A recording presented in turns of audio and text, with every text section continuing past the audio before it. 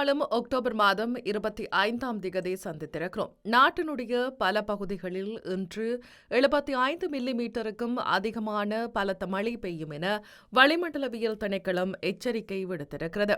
மேல் சப்ரகமுவ, மத்திய மற்றும் வடமேல் மாகாணங்களிலும் அத்துடன் காலி மற்றும் மாத்தறை மாவட்டங்களிலும் இடைக்கிடையே மழை அல்லது இடியுடன் கூடிய மழை பெய்யக்கூடும் என வளிமண்டலவியல் திணைக்களம் தெரிவித்திருக்கிறது.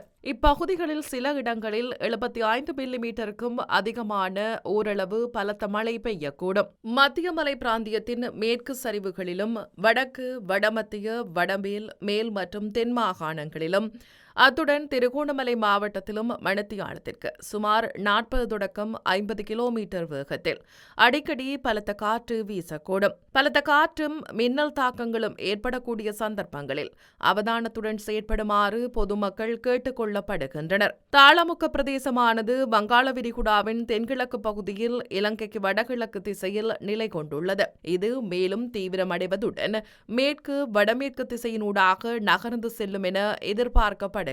இந்த தாளமுக்க பிரதேசமானது இன்று காலை 5 மணியளவில் மட்டக்களப்புக்கு வடகிழக்காக சுமார் 850 கிலோமீட்டர் தொலைவில் நிலை கொண்டுள்ளது.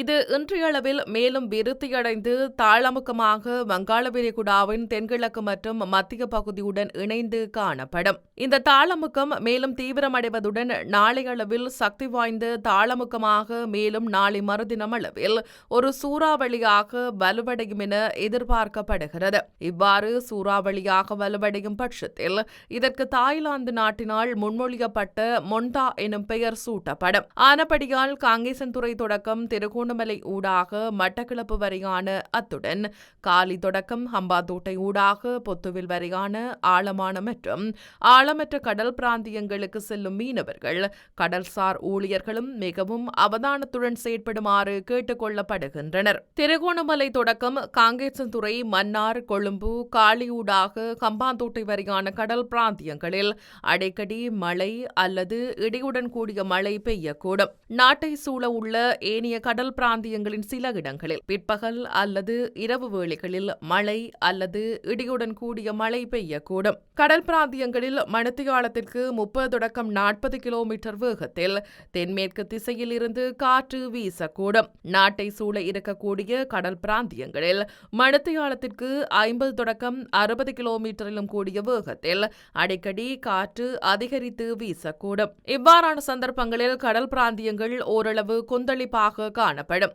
ஆனால் இடியுடன் கூடிய மழை பெய்கின்ற சந்தர்ப்பங்களில் பலத்த காற்று வீசுவதுடன் அவ்வேளைகளில் கடல் பிராந்தியங்கள் தற்காலிகமாக மிகவும் கொந்தளிப்பான நிலையில் காணப்படும். பலத்த காற்றும் மின்னல் தாக்கங்களும் ஏற்படக்கூடிய சந்தர்ப்பங்களில் அவதானத்துடன் செயற்படுமாறு பொதுமக்களை கேட்டுக் கொள்ளப்படுகின்றனர்.